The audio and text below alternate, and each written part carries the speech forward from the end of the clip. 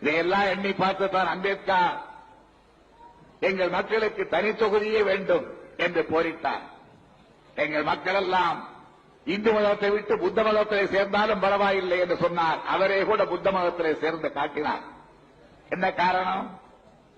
இந்து மதத்திலே எல்லாம் உண்டு, இந்து மதத்திலே எல்லா உரிமையும் உண்டு என்று சொல்லப்பட்டாலும் கூட ஆழ்ந்து நோக்கினால் இந்து மதத்திலே, நம்முடைய மதத்திலே நம்முடைய சாஸ்திரங்கள், சம்பிரதாயங்கள், புராணங்கள், இதிகாசங்கள், மனு நீதி போன்றவைகள் எல்லாம் என்ன சொல்கிறது என்றால், எங்கே நாம் ஏன் என்று கேட்டு விடுவோம் என்கின்ற பயத்தால், எப்படி என்று கேட்டு விடுவோம் என்ற பயத்தால், பெரும்பாலான மக்களுக்கு ஏன் உரிமை கிடைக்கவில்லை என்று கேட்டுவிட்டால் என்ன செய்வது என்கின்ற அச்சத்தால், இது எப்படி நடக்க முடியும் என்று எங்கே கேட்டு விடுவோம் என்கின்ற பயத்தால் தந்திரமாக என்ன செய்தார்கள் என்றால், சூத்திரன் படிக்கக்கூடாது, கீழ் ஜாதிக்காரன் படிக்கக்கூடாது, படித்தால் அறிவு வந்துவிடும் அல்லவா, படித்தால் கேள்வி கேட்போம் அல்லவா, அதற்காக படிக்கக்கூடாது என்றார்கள்.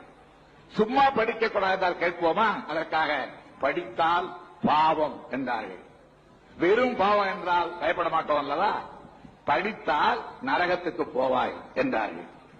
அதையும் மிஞ்சி அவனால் படிக்க வந்தால் அவனை பிடித்து அவனுடைய நாக்கை இழுத்து வைத்து கொள்ளிக்கட்டையால் பழுக்க காய்ச்சி இரும்பால் சுட்டார்கள்.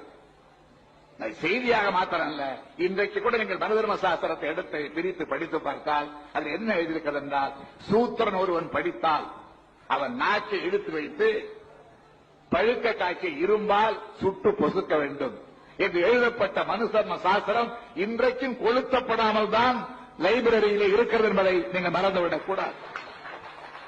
அவர்கள் கொளுத்தப்படவில்லை தவிர அதில் உள்ள கருத்துக்களை கொளுத்தியவர் பெரியார், அதில் உள்ள கருத்துக்களை காவிரி போட்டு மீதித்தவர் பேரறிஞர் அண்ணா, அதில் உள்ள கருத்துக்களை தூக்கி கடலில் எறிந்தவர் டாக்டர் அம்பேத்கர். இவர்களை எல்லாம் நீங்கள் மறந்துவிட முடியாது.